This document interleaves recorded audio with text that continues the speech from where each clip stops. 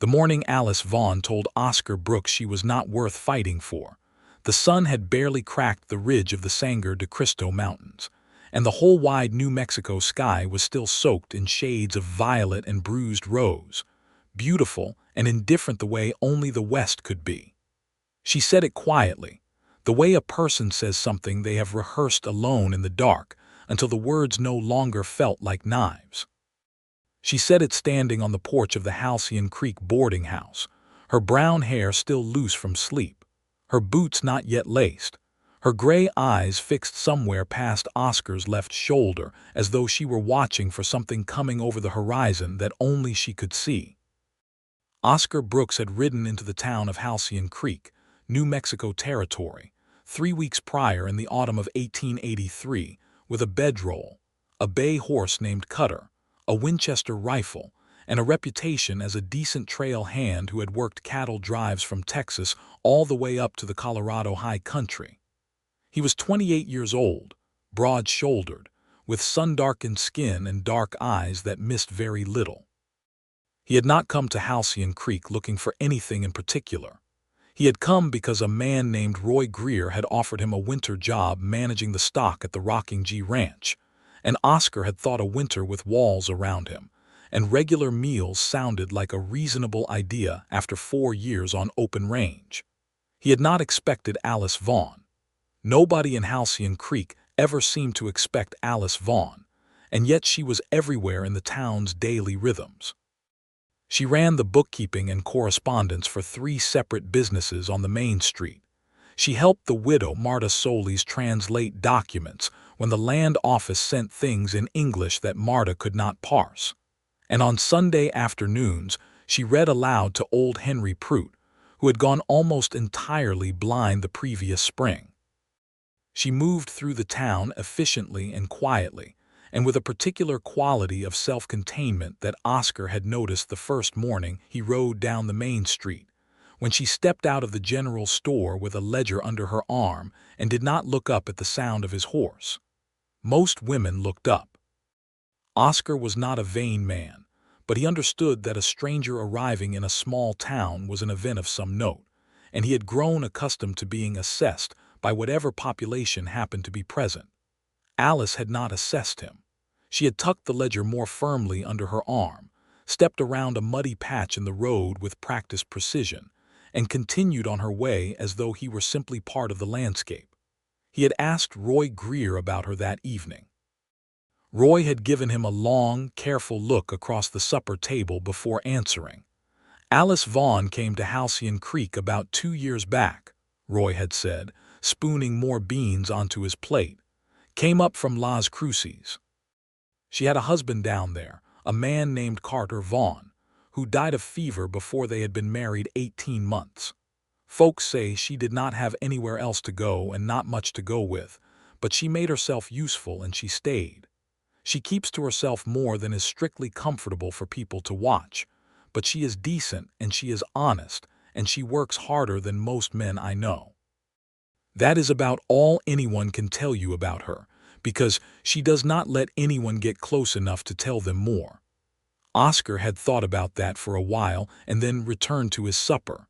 But Halcyon Creek was not a large town.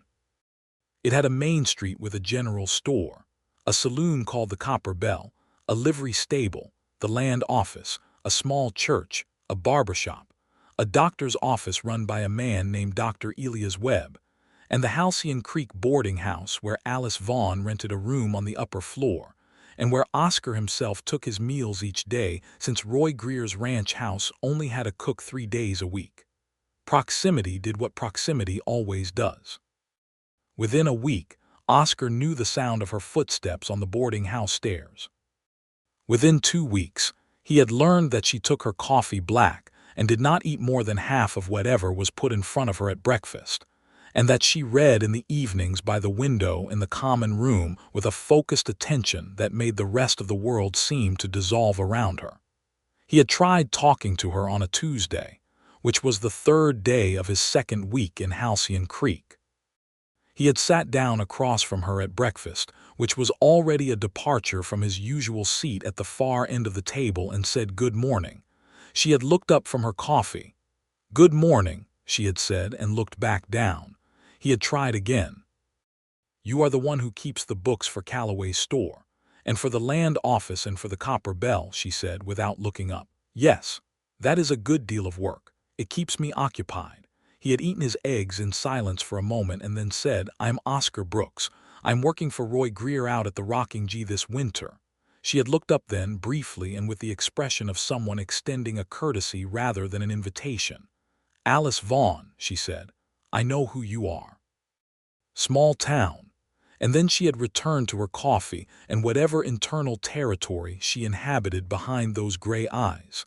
Oscar was not a man who gave up easily. He had spent 4 years chasing cattle across some of the most unforgiving landscape in the country, and he had learned that the things worth having were generally the things that required patience. He did not push. He did not perform. He simply made himself present in a steady, undemanding way, the same way he was steady with horses that had been poorly handled, letting them get used to him before he asked anything at all. By the end of his second week, Alice was answering his good mornings with something that almost resembled warmth. By the middle of the third week, she had, once, laughed at something he said. It was a small sound, quickly contained, as though she had let something escape that she intended to keep locked up, but it was a real laugh, and it had changed the whole quality of the morning the way a single window opened in a closed room changes the air. On the Thursday of that third week, Oscar had come across her on the main street, arguing with a man named Dale Putnam, who ran the general store and who was, by most accounts, a difficult human being at the best of times. Putnam was red-faced and loud, and he was telling Alice that her accounting of his store's quarterly figures was wrong, that she had made errors, that a woman had no business keeping accounts if she could not do simple arithmetic. Alice was standing very still with her hands folded in front of her, and Oscar could see, even from 20 feet away, that the stillness was costing her something. Her jaw was set. Her eyes were absolutely level. "Mr. Putnam," she said, in a voice that did not waver, "I have checked those figures 4 times. The error is in your own inventory records from August, which I will be happy to show you side by side with the account book if you would like to review them together." "I do not need a woman to show me my own inventory," Putnam snapped. Oscar had crossed the street in about 6 strides.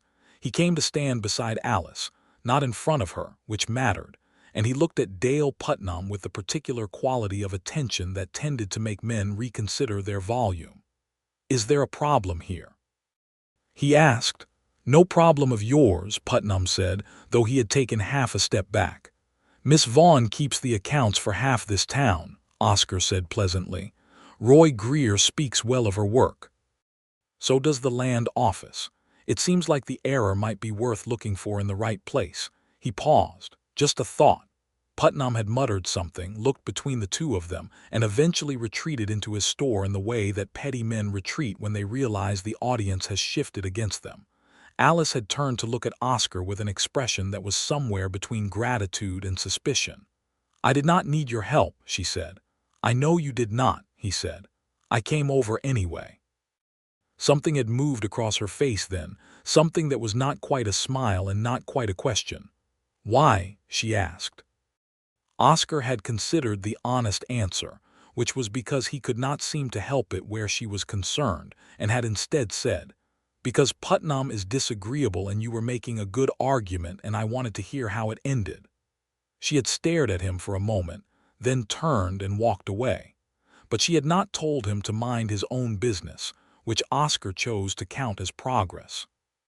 After that, things between them had moved the way things move in a small town in autumn, slowly, and under the close observation of everyone around them.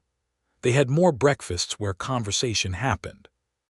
Oscar learned that Alice had grown up in Missouri, the daughter of a schoolteacher father and a mother who had died when Alice was 12, that she had been educated well enough to develop strong opinions about literature, and that she had married Carter Vaughn at 20 because her father had died the winter before, and she had needed someone to marry, which was the plainest and most heartbreaking way Oscar had ever heard anyone describe a marriage.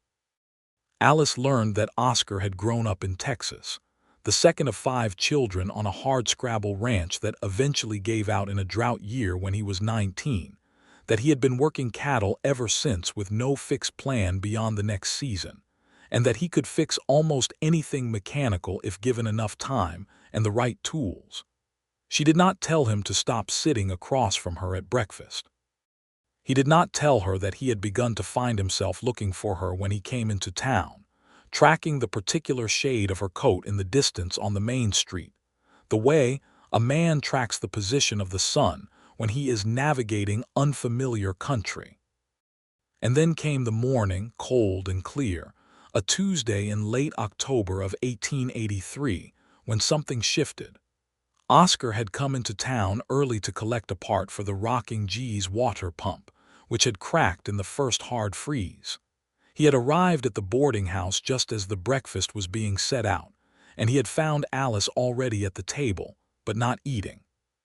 She was sitting with her hands wrapped around her coffee cup and her eyes fixed on nothing, and she had the look of someone who had been up all night carrying something heavy. He sat down across from her. He poured his coffee. He waited. "I am going to have to leave Halcyon Creek," she said eventually. He set down his coffee cup.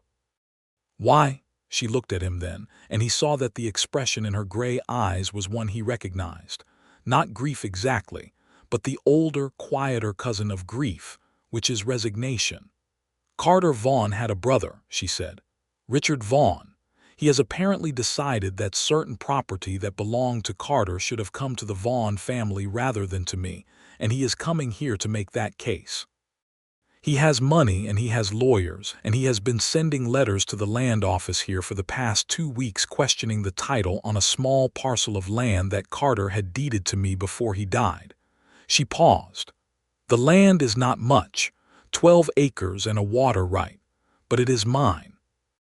And I cannot afford to fight a legal battle against Richard Vaughn because I have approximately $47 to my name, and he has considerably more than that." Oscar looked at her steadily. "When is he arriving?" "The letter says next week. His lawyer has already been corresponding with a man here named Calhoun, who represents land interests in the territory. I expect they will file some kind of challenge with the land office." She set down her coffee cup precisely. "I have been thinking about going to Santa Fe. I have heard there is work there. You would leave your land. I would leave a legal fight I cannot win. You might be able to win it." "With what, Oscar? Good intentions." She said his name the way she said most things, carefully and without excess, but it was the first time she had used his given name, and it struck him somewhere in the chest. "I am practical. I know what I have and what I do not have, and I do not have the resources to go up against someone with Richard Vaughn's means." Oscar thought about the 12 acres and the water right. He thought about the way she had stood in the street facing Dale Putnam, perfectly still, holding her ground with nothing but the accuracy of her own figures. He thought about the laugh she had let slip and immediately reclaimed. "I will help you," he said. She looked at him with that particular expression she used when she thought someone was being foolish. "You are a hired hand at the Rocking G," she said, not unkindly. "You are a decent man and you have been a good neighbor this past month, and I appreciate that. But I do not need you riding in to rescue me from a legal matter that has nothing to do with you, and I do not need the complication of accepting help that I cannot repay. I am not asking to be repaid." "Everyone asks to be repaid eventually," she said, and the weight in those words was something he wanted very badly to argue with, but he understood enough to recognize that this particular belief had been written into her by experience he could not simply talk away in one morning. He leaned forward slightly. "Alice," he said, and the name was deliberate, the same way her use of his had been. A small door opened between 2 people who had been conducting themselves through a narrow window. "Tell me something honestly," she waited. "Do you want to leave?" A long pause. The sound of Mrs. Esperanza Reyes, who ran the boarding house, moving around in the kitchen. The distant sound of horses on the main street. "No," Alice said. "I do not want to leave." "Then do not leave," he said. "Not yet. Give me a week before you make that decision." She looked at him for a long time with those gray eyes. "Why would you spend a week of your life on my land dispute?" He almost told her the truth, which was becoming increasingly unavoidable and which went considerably beyond neighborly interest. Instead he said, "Because the law is on your side and someone ought to say so clearly. And because," he added, "you make better arguments than anyone else in this town, and it would be a waste to have you leave before I have run out of things to disagree with you about." Something moved at the corner of her mouth. "You disagree with me all the time," he said. "You just do not always let me finish." She stood, gathering her coffee cup and her ledger. She looked down at him for a moment with an expression he could not entirely read. "1 week," she said, "and then I will make my own decision regardless." "That is all I am asking," he said. She nodded once and left. Oscar sat for a moment and then finished his coffee and went to find Dr. Elias Webb, who, in addition to being the town's physician, had also served as a kind of informal legal advisor before the territory had developed enough to have proper lawyers present on a regular basis, and who Oscar suspected would know how to find the right people to look at a land title dispute. The next several days were among the most purposeful Oscar Brooks had spent in years. He rode out to the land office with Alice's copies of the deed documents, which she had allowed him to review after he had knocked on her boarding house door that same evening and asked to see them. He sat across from the land office clerk, a precise young man named Frederick Hollis, who had a discerning mind and who confirmed, after reviewing the paperwork carefully, that the deed was properly recorded and that Carter Vaughn had signed it over to Alice Vaughn in full before his death, with 2 witnesses, one of whom was still living in Las Cruces and could presumably be contacted. He wrote to the witness himself, explaining the situation plainly and asking if the man would be willing to provide a written statement confirming the circumstances of the deed signing. He sent the letter on the Thursday morning stage. He also had a long conversation with Roy Greer, who was a man who had been in New Mexico territory since 1869 and who knew more about land law and the people who practiced it than most formally trained attorneys. Roy had, over the course of several evenings, identified a lawyer in Santa Fe named Thomas Birch who had a reputation for taking on cases where the facts were sound but the resources were thin. By the Friday of that week, Oscar had written to Thomas Birch as well. He told Alice about each step as he took it. He came to breakfast each morning and reported on what he had done and what he had learned, and she listened with the careful attention she gave everything, asking precise questions, occasionally correcting his legal reasoning in ways that demonstrated she had been thinking about the situation far more rigorously than she had let on. On the Saturday morning, Richard Vaughn arrived in Halcyon Creek.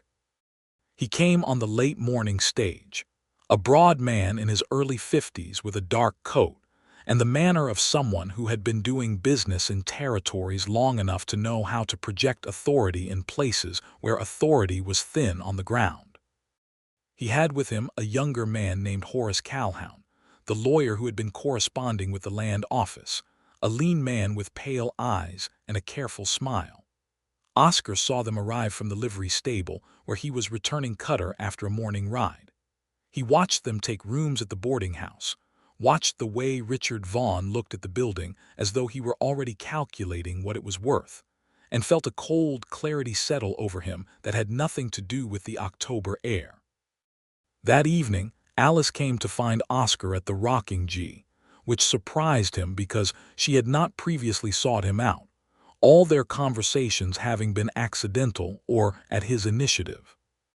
She arrived just before supper, riding a borrowed mare from the livery, and she tied the horse at the post outside the ranch house with the efficient movements of a woman who had grown up around horses even if she no longer rode daily. Roy Greer saw her coming and disappeared tactfully into the kitchen. Oscar met her on the porch. She looked composed, which he had come to recognize as a thing she achieved through considerable effort rather than natural ease. "Richard Vaughn is here," she said. "I saw. He came to the land office this afternoon. Frederick Hollis told me this evening. He has filed a formal challenge to the deed. He is claiming that Carter was not in full mental capacity when he signed it, that the fever had already affected his judgment. She said this flatly, the way she said things she found particularly offensive to Truth. Carter was ill, but he was not incapacitated. He knew exactly what he was doing. He told me he wanted me to have something that was only mine, that did not depend on anyone else. Oscar sat down on the porch step and looked out at the last light draining from the sky over the mountains. Do you have anything in writing about his state of mind? Letters? Anything he wrote in the days around the deed signing? She was quiet for a moment. He wrote to his brother 4 days before the deed was signed. I have a copy of that letter. Carter always kept copies of his correspondence. I have his letter box. She paused. I did not think of it as evidence. What did the letter say? He told Richard that he was making arrangements for my security because he was uncertain about his recovery. He was clear-minded, decisive. He was worried about me. Her voice shifted slightly on those last words, not breaking but thinning. He was a kind man, Carter. We were not a great love story, but he was kind, and he thought about my future even when he was very ill, and I will not let Richard Vaughn say he was not in his right mind when he did it. We can use that letter, Oscar said. That combined with the witness statement, if we get it, and the signed deed and Frederick Holly's confirming the recording, that is a strong case. She sat down on the porch step beside him, not so close that it was anything but proper, but close enough that he was aware of it. You have been working on this all week, she said. I said I would. You barely know me. He looked at her profile in the failing light, the straight line of her nose, the set of her jaw. I know enough, he said. She turned to look at him and he saw something shift in her face, a kind of wondering uncertainty that was different from her usual careful distance. Why are you doing this, Oscar, honestly? He had thought about this question, had been rehearsing his honest answer for days, and he found now, with her looking at him in the last of the evening light, that all the careful phrasings he had prepared dissolved into something much simpler. Because I do not want you to leave, he said. And because you are worth every bit of the effort, even if you do not currently believe that. He paused, and I think we should talk about that last part. The part where I do not believe it. Yes, she looked away, back at the mountains going dark against the sky. Carter's brother has resources and legal standing, and a story that people will want to believe because it is easier than thinking that a dying man made a considered, rational decision to protect his wife, she said. I have $47 and a water right and a man who works for someone else's ranch and has been spending his free time on my behalf for reasons I cannot quite account for. Add to that a properly recorded deed, a copy of Carter's letter to his brother, 2 written testimonies including Frederick Holly's, and a lawyer in Santa Fe who may be coming our way, Oscar said. That is more than $47 worth of a case. She was quiet for a moment. You wrote to a lawyer in Santa Fe. Roy gave me the name. I wrote on Thursday. Something changed in her expression. She looked at him as though seeing him from a slightly different angle than she had before. You have been very thorough, she said. You deserve thorough, he said. She was quiet again, but it was a different kind of quiet now, not the practiced containment she usually wore, but something softer and less defended. The evening was cooling rapidly around them, the sky shifting to black in the east, and somewhere out in Roy Greer's pastures one of the horses made a long sound that carried easily in the still air. I should go back, she said finally. It is getting dark. I will ride back with you, he said. I have managed to get myself about in the dark before. I know you have. I would like the company, he said simply. She stood and he stood beside her, and he caught the brief, involuntary softening of her face before she collected herself. They rode back to Halcyon Creek side by side with the cold stars spreading overhead and the distant coyotes singing to each other across the dark plateau. And Oscar talked about the trail drives he had done, the time a river crossing had gone wrong in Colorado, and he had spent a cold night on a sandbar with nothing but his horse for company and a half a biscuit he had found in his coat pocket. And Alice had laughed, really laughed this time, full and unguarded. At the image of a grown man, and a horse sitting companionably on a sandbar in the dark. He heard her laugh and thought that he would do a great deal to keep hearing it.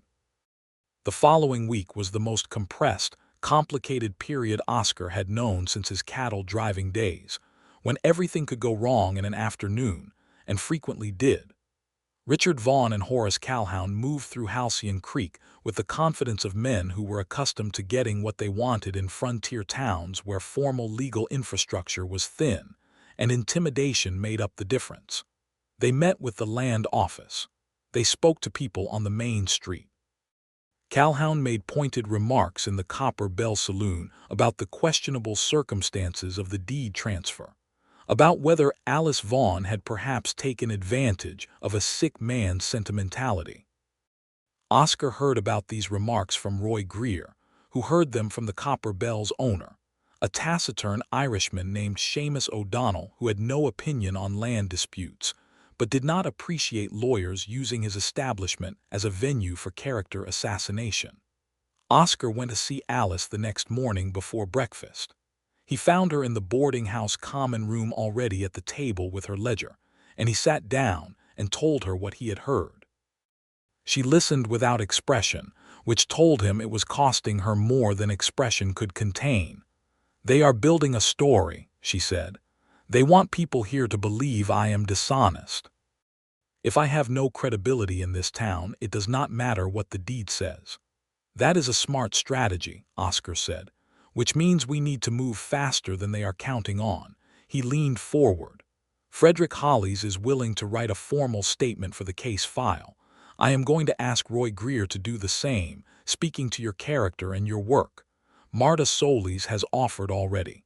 Has the letter from the Las Cruces witness come?" "This morning's stage," she said, and reached into her ledger and produced an envelope. "His name was Philip Carey. He was a neighbor of Carter's. He says he was present when the deed was signed, that Carter was clear and deliberate, that he asked Carey specifically to witness the document so it could not be questioned later." She paused. "Carter anticipated this. He thought ahead." "He knew his brother," Oscar said. "He knew his brother," she agreed. She looked at the letter in her hand, and Oscar saw the grief move through her face, clean and quick and old, the grief of someone who had long since accepted a loss and still felt it in unexpected moments. "He was a good man," she said quietly. "He deserves to have this stand." "It will stand," Oscar said. "I had a return letter from Thomas Birch in Santa Fe this morning's stage as well. He is coming next Friday. He says the case sounds solid on its face and he wants to review the documents in person." Alice set down the letter from Philip Carey very carefully and looked at Oscar across the table. "That is a week away," she said. "That gives Richard Vaughn a week to do more damage." "Then we spend the week doing less damage and more groundwork," Oscar said. "We do not run from this, we meet it."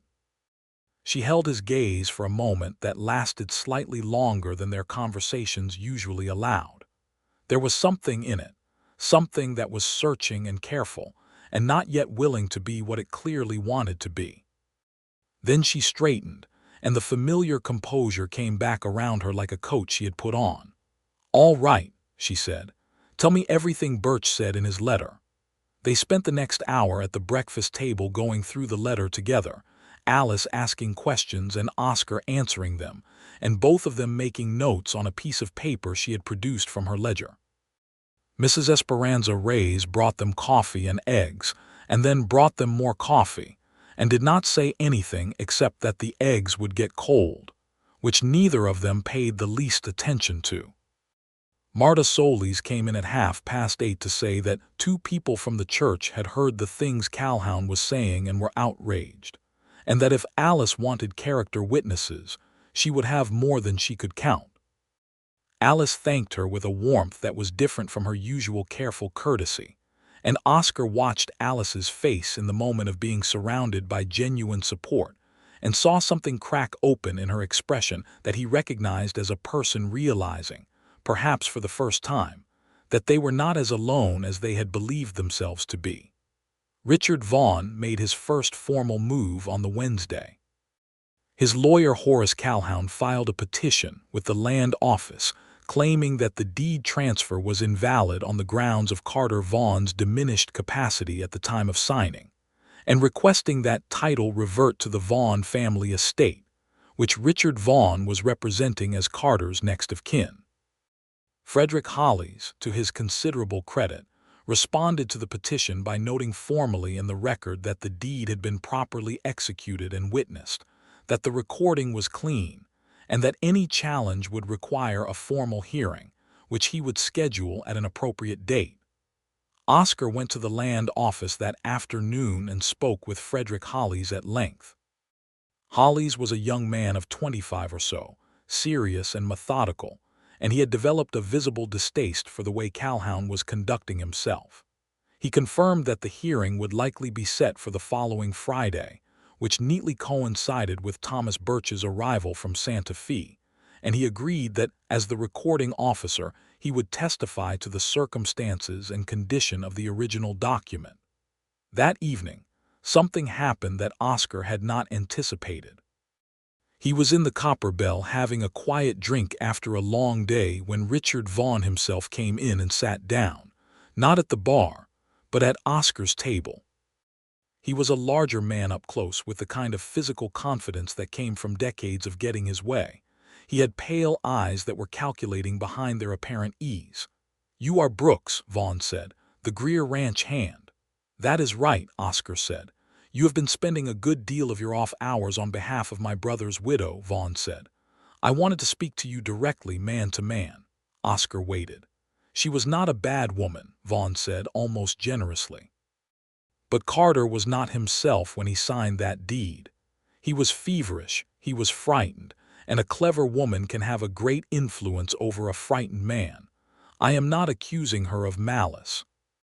I am saying she took advantage of a situation. "Carter wrote to you 4 days before he signed the deed," Oscar said. "In that letter he told you clearly that he was making arrangements for her. He was clear-minded and deliberate. He knew what he was doing." Vaughn's pale eyes shifted slightly. "You have that letter?" "We have a copy," Oscar said. "Carter kept copies of his correspondence. His widow has had them since his death." A silence. Vaughn looked at his glass. "I could make this simpler for everyone," he said. "I am willing to offer a settlement, a reasonable sum, a fair amount for someone in her position. She gives up the land title and the water right. She takes the money and starts fresh somewhere, and we all go home." Oscar leaned forward very slightly. "How much?" Vaughn named a figure. It was more than $47, more than Alice would earn in a year of bookkeeping work. Oscar understood exactly what was being offered and exactly why. Richard Vaughn wanted this settled quietly because he was not certain his case was as strong as he was pretending. "I will tell her about the offer," Oscar said. "That is her decision to make." Vaughn nodded, satisfied in the way of a man who assumes money generally prevails. He stood, picked up his hat, and walked out. Oscar finished his drink and went to find Alice. He told her about the conversation standing in the main room of the boarding house after supper, when most of the other boarders had gone up for the night and Mrs. Reyes was washing up in the kitchen. He told her the amount Vaughn had offered. Alice listened to the figure and was quiet for a moment. "He is worried," she said. "He is worried," Oscar confirmed. "If he were certain his case was stronger, he would not offer money."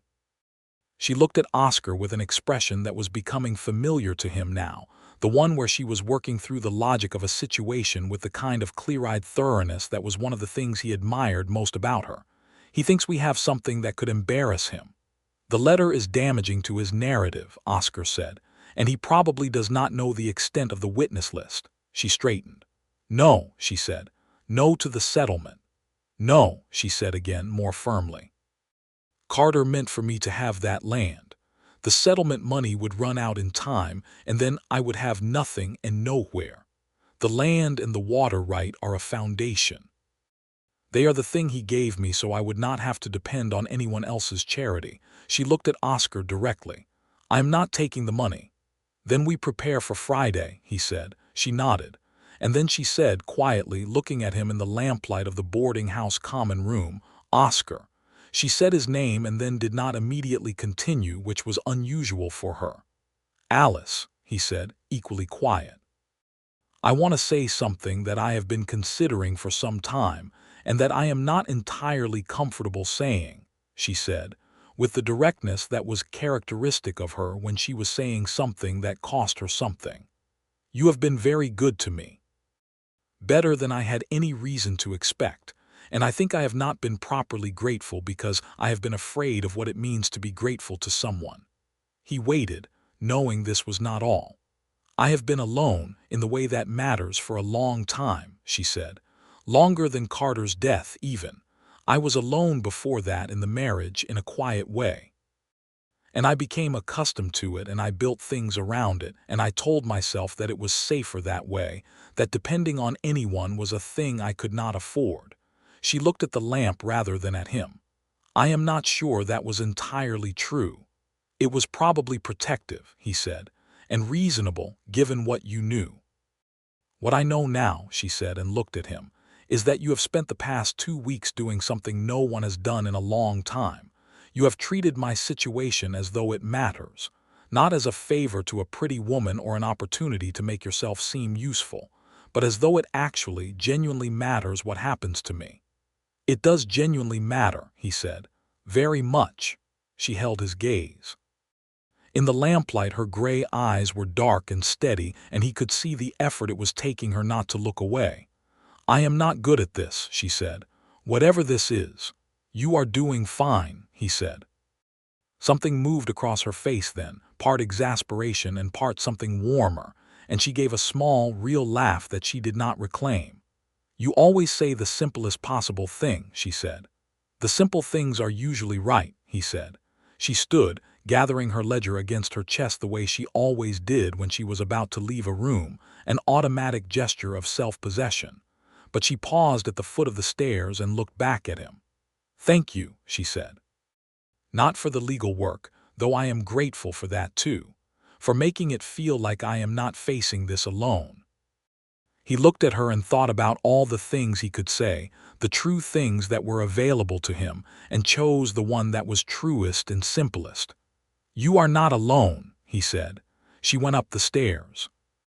Oscar sat for a while in the quiet common room and thought about Alice Vaughn, and about the 12 acres and the water right that Carter Vaughn had given her so she would have something that was only hers, and about the strange, crooked way that life arranged itself, leading a man 4 years across open country to end up in a small New Mexico town in the autumn of 1883, sitting in a boarding house common room thinking about a woman he had known for 3 weeks as though he had known her considerably longer.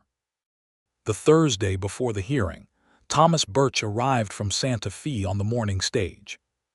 He was a compact man in his mid-40s, originally from back east but long since adapted to the territory, with a quick intelligence and the professional habit of assessing everything immediately upon entering a room.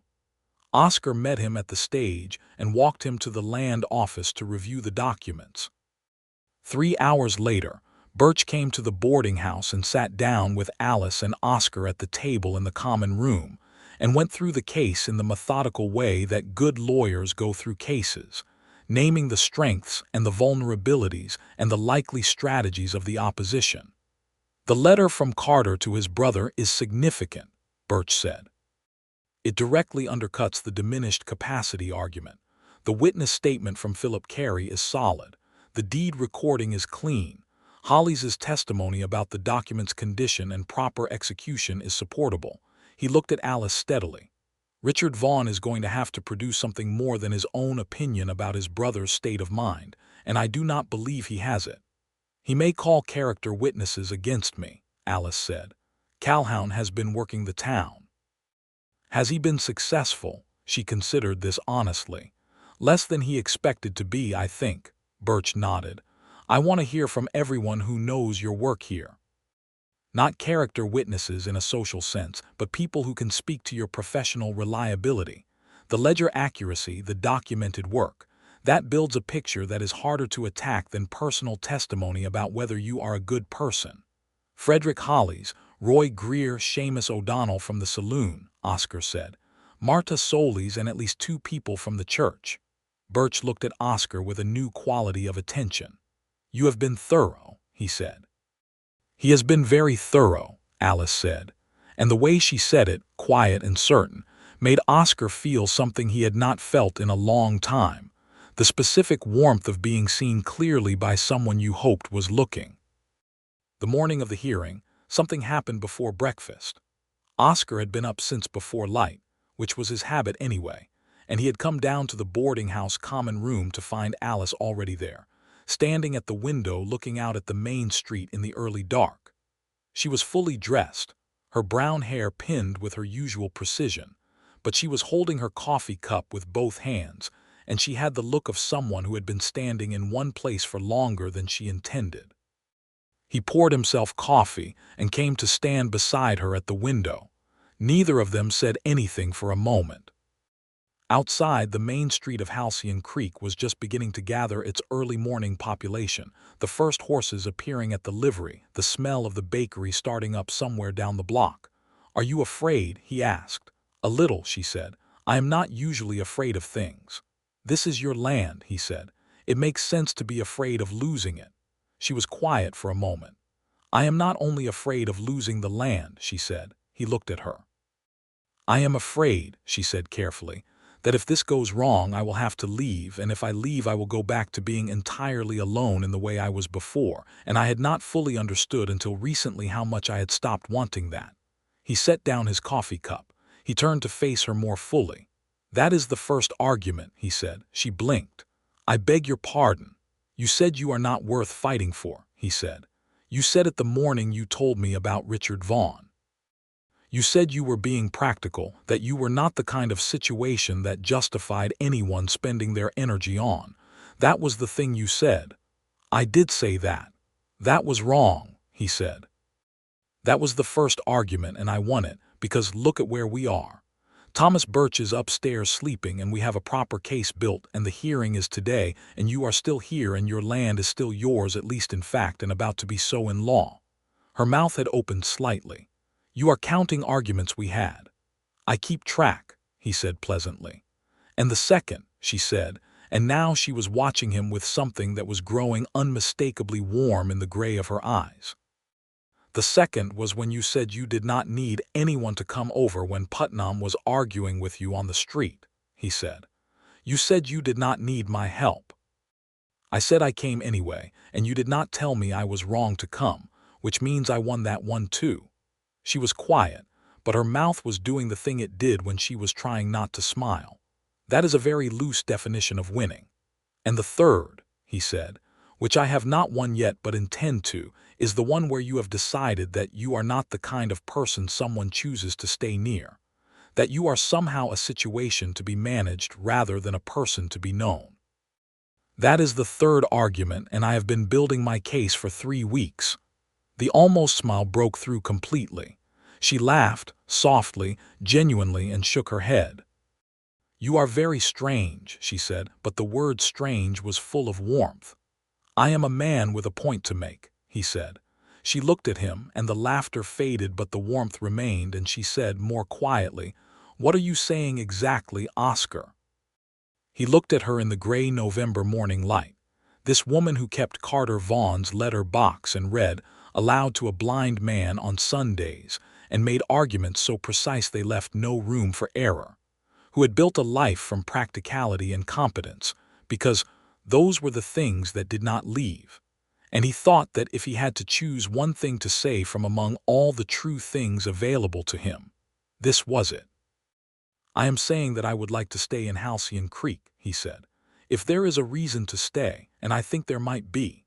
She held his gaze for a long moment, and he saw the competing forces move through her face, the habit of caution, the memory of depending on someone and finding the foundation unreliable, and then something else, something that was longer-sighted and more courageous, moving up through all of it. "Ask me again," she said, "after today." "All right," he said. She picked up her coffee cup. He picked up his. They stood at the window together and watched the sun come up over the Sangre de Cristo Mountains, the sky going from violet to rose to gold with the particular reckless beauty of a New Mexico morning.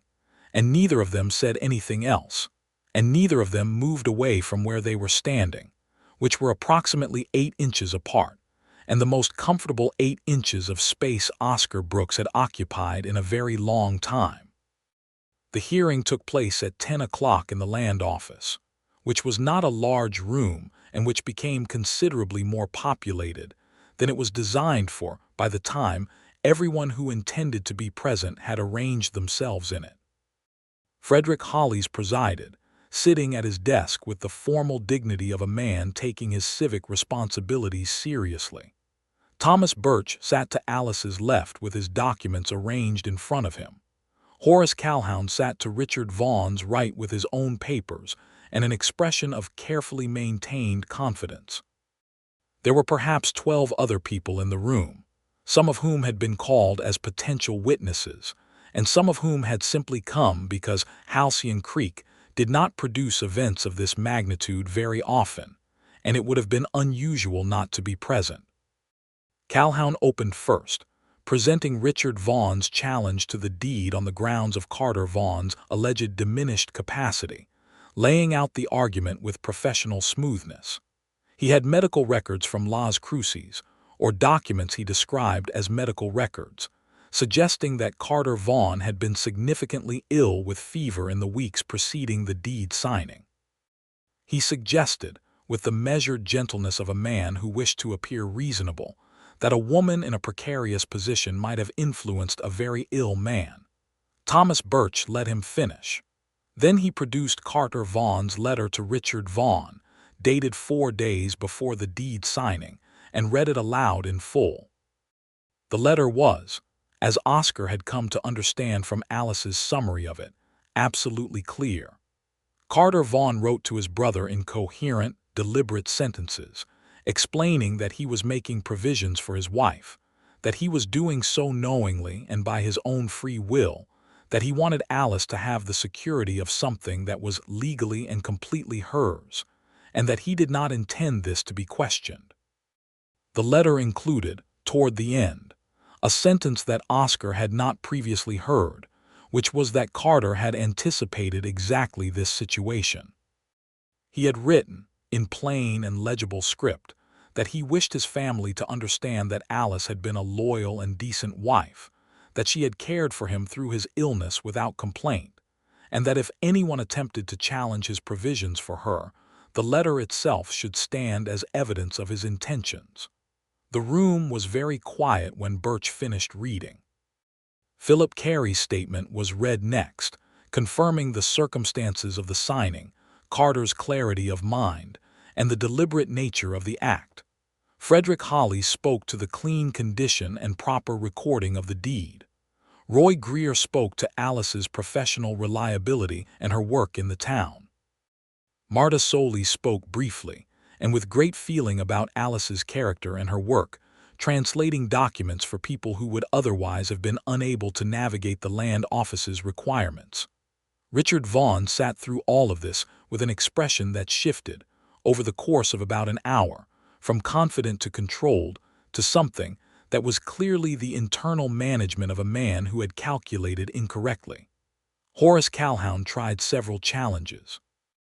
He questioned the authenticity of Carter's letter, which Birch deflected by pointing out that Richard Vaughn himself had presumably received and could have produced the original.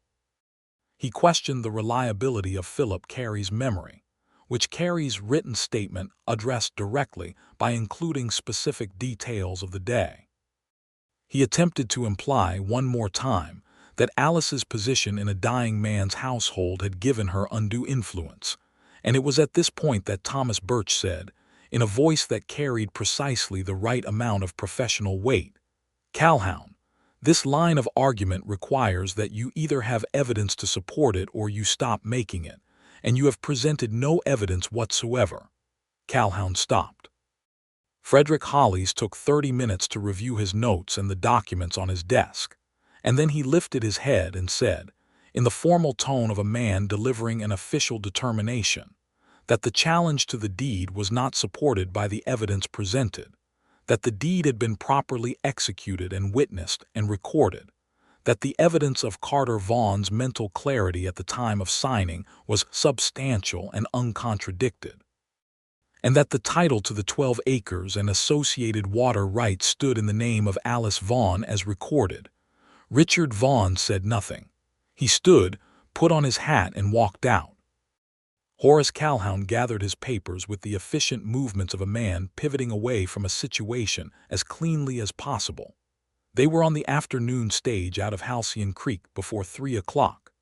Alice stood in the land office with Thomas Birch on one side and Oscar on the other, and Marta Solis' hand on her arm, and Frederick Holly's shaking her hand, and Roy Greer saying something cheerful that Oscar did not entirely hear because he was watching Alice's face. She looked, for a moment, absolutely still, as though the conclusion of something very large had left a temporary silence in its wake. And then she looked at Oscar, and whatever she saw in his face made something give way in hers, not dramatically, not in the manner of a woman in a theatrical production, but quietly and completely, the way ice gives way in the first real warm morning of spring. He crossed the 2 steps between them, and she put her hand on his arm, and he covered her hand with his, and they stood like that for a moment in the land office while everyone around them found reasons to look at other things. "You won your arguments," she said quietly. 3 before breakfast," he said. "I counted." She laughed, and it was the unguarded laugh, the full one, and this time she did not try to reclaim it. "You did not win the 3rd one," she said. "I have not conceded the 3rd one." "You will," he said. "I am patient." She looked at him with the particular expression he had spent 3 weeks learning, the one that was her version of warmth, steady and precise and more certain than most people's declarations. "Ask me," she said, "what you were going to ask me this morning. After today, this is after today." He looked at her in the crowded land office with the winter light coming through the window, and Thomas Birch pretending to examine a document, and Roy Greer pretending to look out at the street. "I would like to stay," he said. "I would like to stay in Halcyon Creek.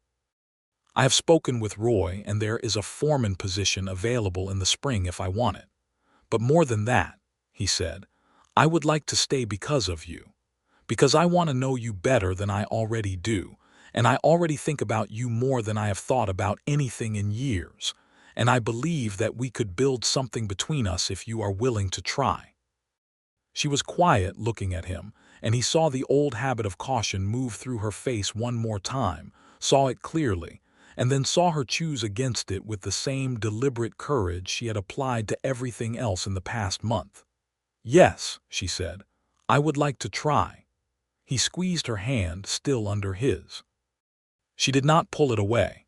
The weeks that followed were, Oscar would later think, among the most contented of his life, which surprised him a little because they were not dramatic weeks. They were ordinary weeks, filled with ordinary things, and it was the ordinariness that was new and remarkable to him. He continued working at the Rocking G. She continued her bookkeeping work across the town.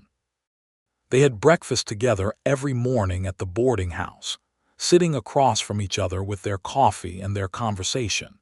And the conversations deepened and expanded in the way that conversations do between 2 people who are genuinely interested in each other's inner landscape.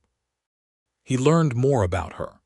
He learned that she had strong opinions about mathematics as an art form, that she found the same beauty in a well-balanced account book that other people found in music, that she had wanted to be a teacher in her girlhood, but that circumstances had not accommodated that want. He learned that she was funny in a dry, sideways way that tended to sneak up on people, and that she was privately sentimental about things she would not admit to caring about, including a particular saddle horse at the livery she had named after a character in a novel she had once read. She learned more about him. She learned that he was a man who fixed things not because he liked being useful, but because broken things bothered him on a philosophical level, as though the world deserved to be in better working order than it generally was. She learned that he could read, though he did so slowly and with the concentration of someone for whom it was not easy, and she began, quietly, to help him with the more difficult texts when he was struggling, sitting beside him in the common room with the lamplight between them and her voice reading the hard sentences clearly while he followed along on the page. She learned that he was a man who did not say things he did not mean, which was rarer than it sounded, and that his patience was not a performance but a genuine quality of character that did not exhaust itself. They walked together on Sunday afternoons, which was respectable and also wonderful, following the creek that gave the town its name out to the edge of the plateau, where the view of the mountains was uninterrupted for 60 miles. They talked on those walks in the way that people talk when they are not trying to manage an impression, loosely and freely, and sometimes about nothing at all. And Oscar found that being near Alice Vaughn when she was not armored against the world was one of the finest experiences available to him. On the first truly cold Sunday of December, standing at the edge of the plateau with the mountains white to the summit and their breath visible in the air between them, Alice turned to look at him with the expression he had learned was her version of arriving at a conclusion. "I have conceded the third argument," she said. He smiled. "Have you?" "You were right that I decided I was not worth choosing," she said, directly and without flinching, the way she handled all the difficult true things. "I decided it because it seemed safer than waiting to be proven right. If I concluded it in advance, the eventual evidence of it could not surprise me." "And now?" he asked. She looked at him steadily in the winter air, her gray eyes clear and certain. "And now I think that I was arguing from insufficient evidence," she said. "I did not have all the relevant information when I formed that conclusion. Specifically, I did not have you." He looked at her, this woman who had made her argument and won it cleanly, the way she won all her arguments, with precision and honesty and the particular courage of someone who does not pretend. He crossed the small distance between them and put his hands on either side of her face, gently, the way he handled things he cared about not breaking, and he kissed her in the cold winter air at the edge of the plateau, with the Sangre de Cristo Mountains watching and the wind moving the dry grass around their feet. She kissed him back, which was not a surprise, but the quality of it was, the wholeheartedness of it, no reservation, no half measure, Alice Vaughn giving something her full effort the way she did everything. When they stepped apart, she had color in her cheeks that was not entirely from the cold. "All right," she said. "You won the third argument." "I know," he said. She laughed. He pulled her back and kissed her again. Christmas in Halcyon Creek was a modest affair by the standards of larger places, but the town had a warmth to it that Oscar had come to appreciate over the preceding months, the way small communities generate their own heat against the cold. There was a gathering at the church on Christmas Eve, and Oscar stood beside Alice during the singing, their shoulders touching, and felt that he was exactly where he was supposed to be, which was a feeling he had not had in so long that it took him a moment to name it. Roy Greer confirmed the foreman position formally in the second week of January. Oscar accepted, which meant he was staying in Halcyon Creek not as a temporary hand, but as a man with a permanent position and a future in one place. And he went to tell Alice that same afternoon, finding her at the land office doing work for Frederick Hollies, and the look on her face when he told her was something he intended to remember for a long time. They were formally courting by the new year, which in the terms of 1884 New Mexico territory meant they were known to be together, that people stepped aside for them at the church door, that Mrs. Rays at the boarding house began serving them coffee before they asked, that Roy Greer found reasons to give Oscar afternoons off that corresponded with Alice's lighter days. On a Saturday afternoon in February, Oscar rode out with Alice to see her 12 acres. He had not been there before. She had visited twice since the hearing, but alone, and she had described the land to him in practical terms, what grew on it, where the water right attached to the creek, what its value was in terms of grazing or small-scale farming. But seeing it was different from hearing about it. It was 12 acres of high plateau land, not spectacular by any common measure, but good land, solid and honest land with a clean stand of pinon at the far edge, and a draw where the creek ran swift and cold in the February chill. Alice stood on the slight rise at the center of it and looked out at the mountains and then at the land around her and at Oscar standing beside her, and there was an expression on her face that he had not seen before, something open and forward-looking, as though she were seeing not only what was there but what could be. "I have been thinking," she said, "about what to do with it." "What have you been thinking?" "There is enough flat ground here for a small house," she said, "here where the Pinon gives some shelter from the north wind, and the water right would support a kitchen garden and animals, a few animals anyway, chickens certainly, possibly goats." He looked at the land and then at her. "A house," he said. She looked at him, and her directness was not diminished by the fact that she was saying something important. "We have been courting for 2 months," she said. "You have confirmed a permanent position in this town. I have property. I have been thinking about what a practical next step might look like." "A house on your 12 acres, he said. "It would need to be built in spring before the summer heat," she said. "It would be a considerable project." "I can build a house," he said. "I have built parts of houses. Roy's barn I built most of myself last spring." She was looking at him steadily. "Oscar, I am saying something." "I know you are," he said. "You are saying it the way you do everything, which is sideways and with accounting for contingencies. Let me say it directly since that appears to be my role in this arrangement." He looked at her in the pale winter light, this thoroughly particular woman standing on the land that Carter Vaughn had thought ahead to give her, that she had stood and fought for with everything she had, that was now as fully hers as anything in the world. "Alice Vaughn, I would like to marry you. I would like to build a house on your 12 acres and live in it with you, and spend the foreseeable future being a man you chose when you had sufficient evidence. That is what I would like."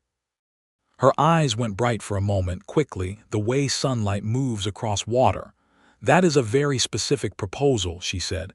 "You prefer specificity." "I do," she said. And then, clearly and directly, "Yes, I would like that very much."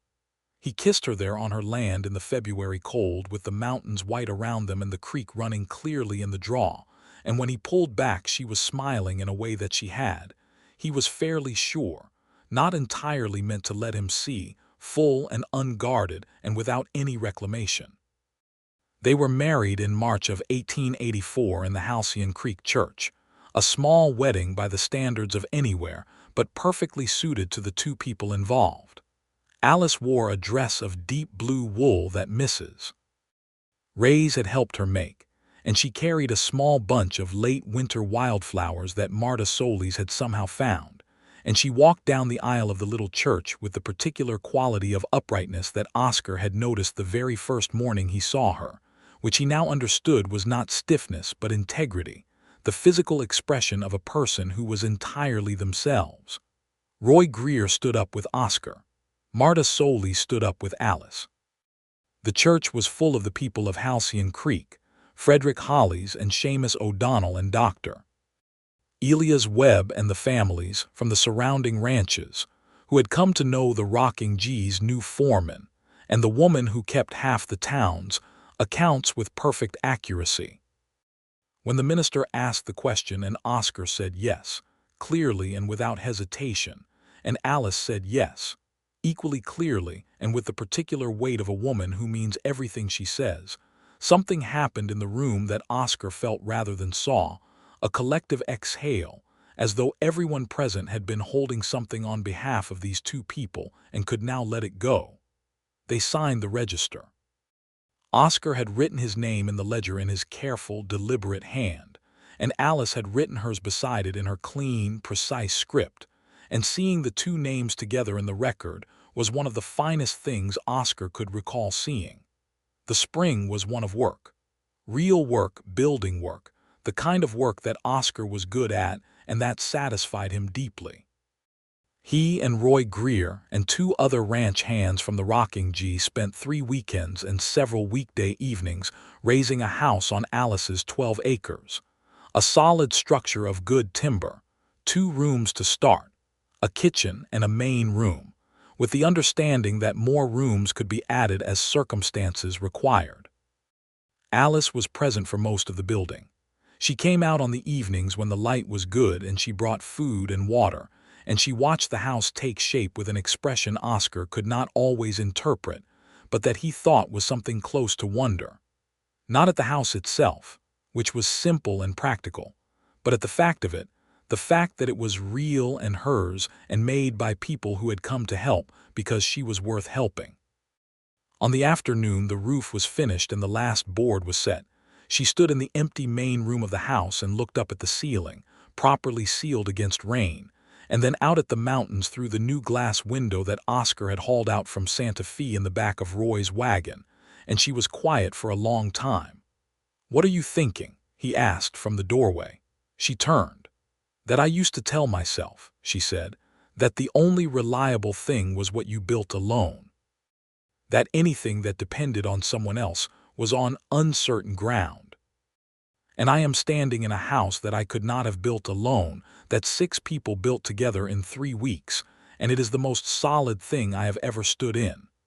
He came across the room, and she let him hold her, which she did now without the old reflex of pulling back, with a wholeness and a certainty that still moved him every time. "Some things are better built together," he said. "Most things," she amended. He laughed. She laughed too, and it rang in the empty room and out through the new window and across the 12 acres and into the New Mexico afternoon.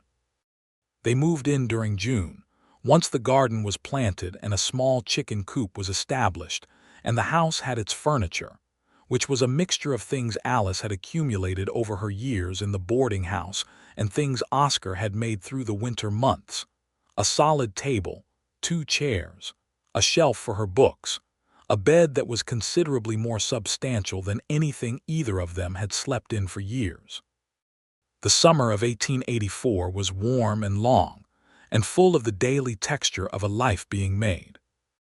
Oscar rode out to the rocking G each morning and returned each evening to a house where there was food and light, and Alice, who would look up from whatever she was doing when she heard his horse and would come to the door, not with any performance of domestic welcome, but with the simple, genuine gladness of a person who is happy to see someone and does not see any reason to hide it. In August she told him quietly over breakfast, with the matter-of-fact directness that was one of the things he loved most about her, that she believed she was expecting a child. He set down his coffee cup very carefully. She watched him with the alert, assessing look she used when she was not sure how information would land. "Are you surprised?" she asked. "Yes," he said, and then no, "Yes, I suppose I am. Are you well?" "I am well," she said. "I went to see Dr. Webb yesterday. He confirmed it. He says I am healthy and there is no particular reason for concern." Oscar looked at her across the breakfast table in the kitchen of the house on her 12 acres in the golden August morning light, and felt the weight of something that had no adequate language, the particular gravity of a future becoming specific and real. "A child," he said. "A child," she said. "In February, Dr. Webb estimates." He stood and came around the table, and she stood too, and he held her with a care that was slightly different from the way he usually held her, a shade more aware of what was between them now, this new and particular thing. She put her arms around him in return and pressed her face against his shoulder, and he heard her exhale, long and full, letting something out. "Are you afraid?" he asked. "A little," she said. "I'm not usually afraid of things." "This is worth being a little afraid of," he said. "It is also worth being very glad about." "Yes," she said, her voice slightly muffled against his shirt. "It is also worth that." The autumn was its own kind of preparation, both of them turning toward the February with the methodical forward-thinking that characterized how they both operated. Alice continued her bookkeeping work through the fall, gradually reducing her schedule as her energy demanded it, and Oscar built a room addition onto the house in October, working on it through the weekends with Roy Greer's help, and finishing it just as the first hard frost came. Marta Solis became a frequent presence at the house on the 12 acres, as she had given birth herself 3 times and had strong practical opinions about everything from diet to the proper temperature of a room. Alice received this expertise with grace, which Oscar appreciated, knowing it was not always easy for her to be on the receiving end of someone else's knowledge.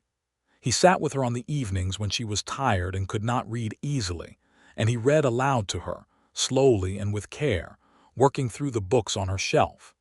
She corrected his pronunciations without embarrassment and without making him feel foolish, which he appreciated enormously. In December, she told him that if the child was a boy, she would like to name him Samuel, which had been her father's name. Oscar said that was fine with him, and that if the child was a girl, he had been thinking about the name Clara, which had been his grandmother's name, the woman who had taught him to be patient with difficult things. Alice considered Clara and said she thought it was a good name. They spent an evening in this way, naming possibilities for a person who did not yet exist, which struck Oscar as one of the more remarkable things human beings did. Samuel Brooks arrived on the 7th of February, 1885, at 3 o'clock in the afternoon, delivered by Dr. Elias Webb in the bedroom of the house on the 12 acres with Marta Solis present and Mrs.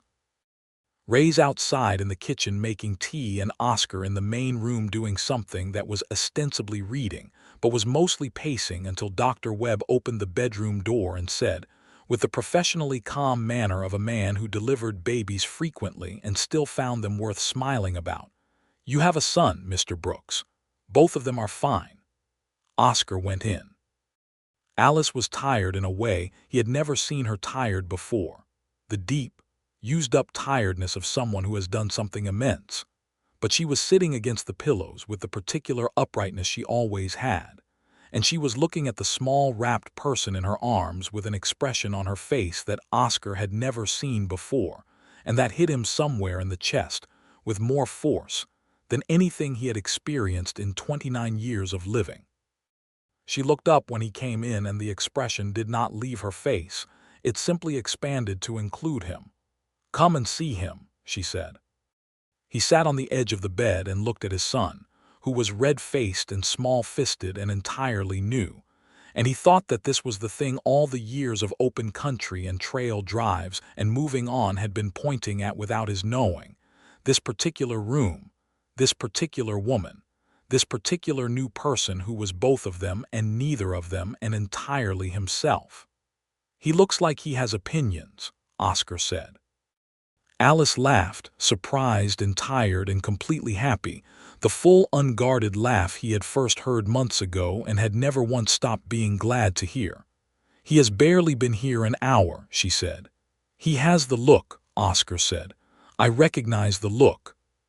She looked at Samuel and then at Oscar, and the warmth in her gray eyes was the most certain thing in the room, which was already full of very certain things.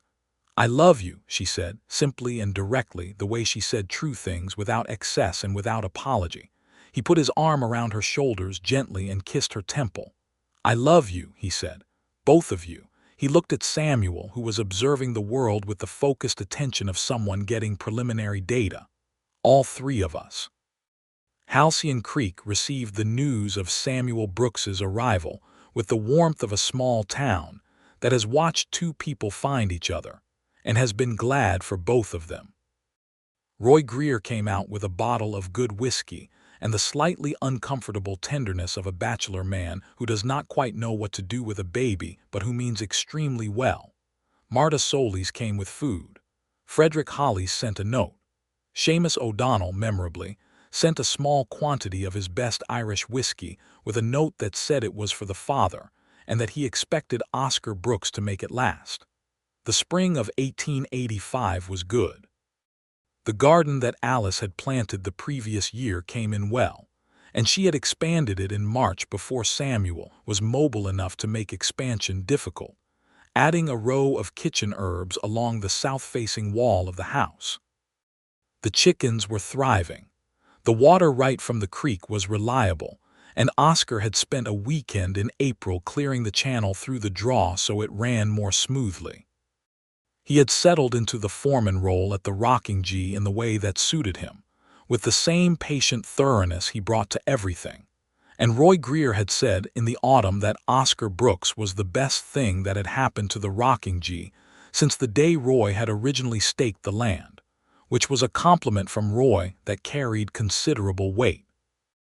Alice returned to her bookkeeping work gradually through the spring, taking Samuel with her to the land office, and to the general store, and to the copper bell in the Moses basket Marta Solis had provided, and Halcyon Creek became accustomed to conducting its financial affairs in the company of an infant who was developing, as Oscar had predicted, very strong opinions about his environment. On a Sunday afternoon in June, when the mountains were clear, and the air was warm and Samuel was asleep in his basket in the shade of the pinon trees at the edge of the 12 acres, Oscar and Alice sat on the small porch he had built along the south face of the house, and the world was very quiet around them except for the sound of the creek in the draw and the occasional complaint from a hen. "Do you know what I think about sometimes?" Alice said. "Tell me." October of last year, when I was standing on the porch of the boarding house in the dark and telling myself I needed to leave, that I was not the kind of situation anyone should spend their energy on, that the practical thing was to go quietly before anything else could be taken. She was looking at the mountains, her profile clean and steady in the afternoon light.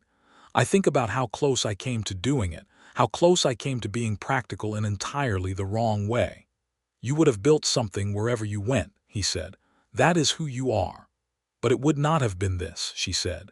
She turned to look at him. "It would not have been you." He reached over and took her hand, which was easy now and natural, the way all the best things become natural with enough time. She laced her fingers through his and turned back to the mountains. In the distance, Samuel made a small sound in his sleep, the purely contented sound of a person who has no current objections to the world, and then was quiet again. "I have been thinking," Oscar said. "About what?" "About the 12 acres, he said. "There is ground on the east side that we have not touched, good ground. I have been thinking about whether in a few years it might be worth building a second structure. A larger kitchen room or a room for when children require more space than they currently do." Alice was quiet for a moment. "Children plural," she said. "It is a thought," he said. She looked at the sleeping Samuel and then out at the east side of the 12 acres, assessing it with the practical forward-looking gaze she brought to everything. Then she looked at Oscar with the expression that was her version of warmth, absolute and steady and without any remaining distance. "I think that is a reasonable thought," she said. "A well-reasoned argument." "You are conceding the argument," he said. "I am noting that the evidence supports it," she said primly. He laughed. She laughed.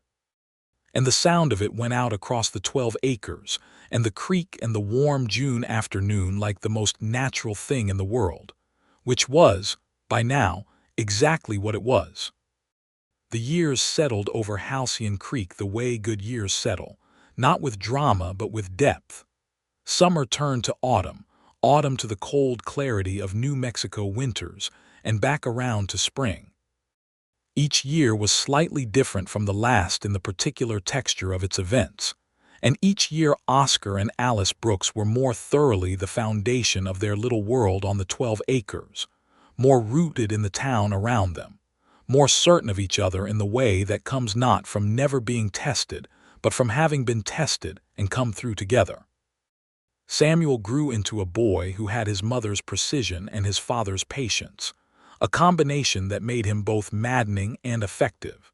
The child who would spend 45 minutes solving a puzzle that other children had given up on, and who, when he had solved it, would not boast about it but would simply move on to the next thing. Clara was born in the spring of 1887, arriving in April with much less trouble than her brother, and immediately establishing herself as a person with a great deal to say about everything, which made Alice look at Oscar with an expression of amused recognition. Clara had Oscar's dark eyes and Alice's determined mouth, and the specific fearlessness that belonged to neither of them individually, but seemed to be some new invention of the two of them together. The house on the 12 acres grew with them. Oscar added the East Room in the summer of 1886, before Clara arrived, building it in the careful, sturdy way he built everything, and then a second bedroom in 1888 because Samuel and Clara had developed a joint opinion that shared sleeping arrangements were not compatible with either of their strong views about personal territory. Roy Greer sold Oscar a portion of the adjoining land in 1889, adding 20 more acres to the 12, and they put in proper corrals and a small barn and 3 horses of their own. Oscar continued at the Rocking G as foreman, but the Brooks land was growing into something that could eventually sustain them on its own terms, and he could see it, year by year, taking the shape of the future he had not known he was building toward when he rode into Halcyon Creek on a cold October morning in 1883. On a Tuesday morning in October of 1890, exactly 7 years from the morning Oscar had first arrived in Halcyon Creek, he came down early to find Alice already at the kitchen table with her coffee, and the sight of her in the morning light, older by 7 years and more beautiful to him than she had been on the day they married, stopped him in the doorway for a moment. She looked up. "You are standing in the doorway," she said. "I am," he said. "Is there a reason?" He crossed the kitchen and sat down across from her and poured his coffee and looked at her steadily in the good October morning. "I was remembering the first time I sat across from you at a table," he said. She set down her cup. "The boarding house," she said. "You said good morning. You said good morning back and then looked at your coffee. I was not accustomed to being talked to," she said, with the small, dry precision that was one of her modes of humor. "I was making an adjustment." "You adjusted quickly," he said. "I am good at adjusting," she said, "when the evidence supports it." He looked at her and the morning was quiet around them. Samuel still asleep in the second bedroom, Clara making the preliminary sounds of waking that would shortly become a full declaration of presence, the horses in the corral making their early sounds, the creek running in the draw. "I am glad I sat down," he said. She met his eyes across the table with the gray, steady gaze that had looked at him clearly from the very beginning, that had argued with him and assessed him and gradually, deliberately chosen him. "So am I," she said. "I did not think I was going to be glad about it." "I know," he said. "I was wrong," she said. And then, with the particular quality of someone who does not say the important things lightly, about quite a lot. He reached across the table, and she put her hand in his, easy and natural, the way it had always been between them once they had found their way to it. Outside the kitchen window the Sangre de Cristo Mountains were turning gold with the first color of autumn, and the 12 acres around the house were quiet and certain and theirs, fully and completely theirs, everything Carter Vaughn had meant for it to be and more than that, something built forward from where he had left it, built together, built to last. Clara's voice arrived from the bedroom with the particular force of a 6-year-old who has just discovered she is the last one awake, and Oscar and Alice looked at each other, and the look was complete, the look of 2 people who know exactly where they are and know that it is exactly right.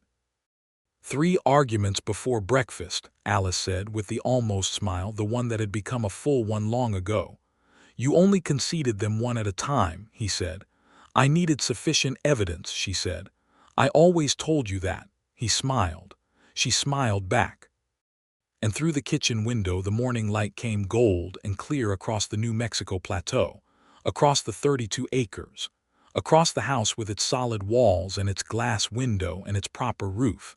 And somewhere outside Samuel was beginning to stir, and Clara had achieved full volume, and Oscar Brooks and Alice Vaughn, who had met over coffee in a boarding house and argued their way to each other with the kind of patience that is indistinguishable from love, sat together in the good morning and were completely and without reservation home.